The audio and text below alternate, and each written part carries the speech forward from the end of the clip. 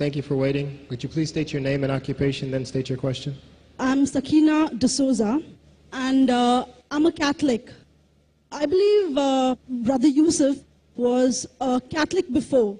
I would like to ask him the simple question. He was brought up like a Catholic, but what made him change?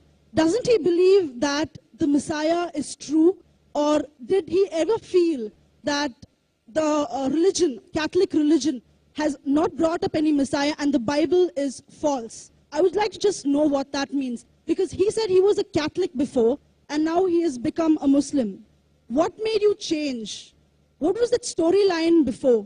Doesn't he believe that there is a Messiah, or the Messiah had come, saved us, died on the cross? Thank you very much for a good question. I hate to disappoint you, but I wasn't a Catholic. But I was with a Catholic priest the night that he accepted Islam. And I asked him these questions you asked me. Because after all, I was still a Christian, a preacher in Christianity, and I wanted to know why my best friend, a Catholic priest, had converted. That's a pretty weird thing. A Catholic priest is not like a regular preacher in the Protestant religion. A Catholic priest has given up everything. He's given up his life to be a Catholic priest. When he enters into this realm, he's basically given away everything. He can't have a wife, he can't have children, obviously no grandchildren. He has no home, he just lives in a rectory or wherever they give him a place to stay. And he's sent wherever they tell him to go, do whatever he's told to do, and that's it. And he cannot disobey the Pope, otherwise they can kick him out of the religion, and if they do, he's excommunicated and he goes to hell forever. So how would a person like this want to become one of those Muslim terrorists? That's what I wanted to know. He explained in a very few beautiful words something that I came to learn for myself. He said that he was sincerely in the Catholic religion because he believed in God, that he had studied, his degree was in theology, and a part of the teaching that they as priests have is to study Islam. Every priest is forced to study Islam. Now, you may not know that, but you can ask your priest and he'll confirm it. And when you study Islam, even when Islam is taught to you by somebody who hates Islam, as long as they don't corrupt it too far, you can still see the truth in Islam. A classical example happened to me just recently when I was in Saudi Arabia. A friend of mine, very old copy of one of the first Qurans ever translated to English by George Sale.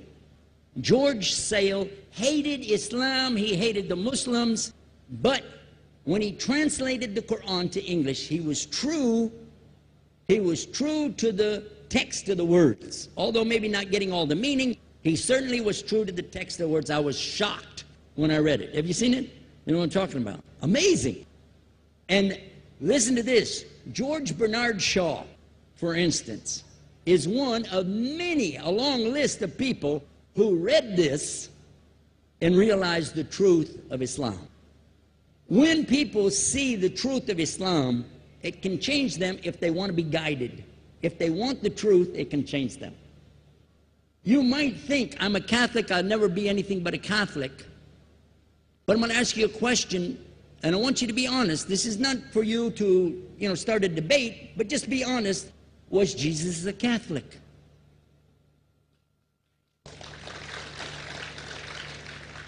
And it's not open to debate, so there's no point in opening that up, because you know and I know he wasn't. The Catholic Church was in business about 300 years before Jesus was born. It's on their website. Don't go like this. It's on their website. That's where I took it from. The Catholic Church was really started in Rome by Alexander the Great. Do you know what the word Catholic means? It means universal. It was the universal church for the Roman Empire. If you didn't join it, you could not be a Roman citizen. And it was opposed to the teachings of Judaism and opposed to the teachings of the early Christians for more than 200 and some years. And they were diametrically opposed to each other to the extent that it was the Romans killing the early Christians. Now, if you understand that, and you go to their website and read, they didn't even take over Christianity until the year 325 AD. And when they did, they changed a lot of things, again, referring to their own website. But if you want to check it in Britannica or Americana or grow your encyclopedias, go ahead and read about the Catholic Church. When, in August of 325 AD, at the Nicaea Council, they took over, first thing they said was, let's change the date of the birth of Jesus to be the same date as that of Mithras, which was the god, one of the gods worshipped there, and also the sun god's birthday was the same day, December the 25th, believing it to be the shortest day of the year. And Constantine was a sun worshiper of Sol Invictus. Go to the website, read it for yourself. There are a lot of points, but not the least of which, even today, if you go in any Catholic church, and I have, you'll see so many portraits and statues and idols and images throughout the whole place, that for the one who's never experienced that, for a Muslim who knows about these images, he'll be like, whoa, a'udhu billah. Whoa, what's this? The first time I walked in a Catholic church, I was about 10 years old. I was shocked. I was shocked at the idols and statues everywhere, because in the Protestant religion, we were brought up to believe that the second commandment was just as important as the first commandment. The first commandment in the Bible, in Exodus, is the same as the first commandment in the book of Deuteronomy. It says, I'm the Lord your God that brought you out of the land of Egypt in the house of bondage. You know no other God beside me. Beside me there's no other gods. Thou shalt not have any other gods beside me. How many in this room agree with that commandment? Raise your hand. You notice the Muslims are raising their hand, because it means Ashhadu an la ilaha illallah. That's the first commandment for us as well. The second commandment you have clearly says, thou shalt not make any idol, any graven image of anything that creeps upon the earth, swims in the sea beneath, or flies in the air above. And I was sitting in a church one time, sitting there in the morning service, watching, the preacher talk, and, they go on and on and on, and sometimes you lose your train of thought. I was looking.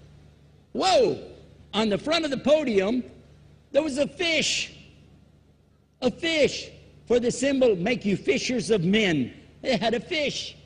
I said, whoa.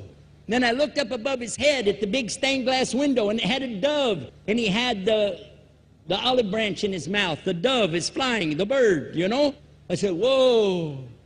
And then I look over here, and there's a cross with a man hanging on it. I said, wow, they didn't miss a single one. They got them all. Something walking on the earth, something swimming in the sea beneath, something flying in the air above. So look at these two things. Clearly, the first two of the 10 commandments, bang, bang, boom. Because if you said God is more than one, where did you get it from? When Jesus is talking to his own companions and they ask him, what's the greatest commandment? Mark 12:29. Clear. The greatest commandment is to know, O Israel, the Lord your God is one God. And you have to love him with all your heart and all your mind and all your strength. And this is no different from what Prophet Muhammad ﷺ was saying, the same thing to his people. Same thing I mentioned in the lecture. This is certainly for us the same. So what you see is Muslims practicing the commandments, and you see people claiming the commandments but practicing something else. And I have seen more converts from the Catholic Church than any other of the many sects of Christianity, and especially from the nuns, priests, and even an archbishop. And all of them are better than me. Those guys and women that I see do this, they still sacrifice their whole life to get the true message of Islam, not only to you, but to Muslims as well, because we all need to know about it. But thanks for a great question.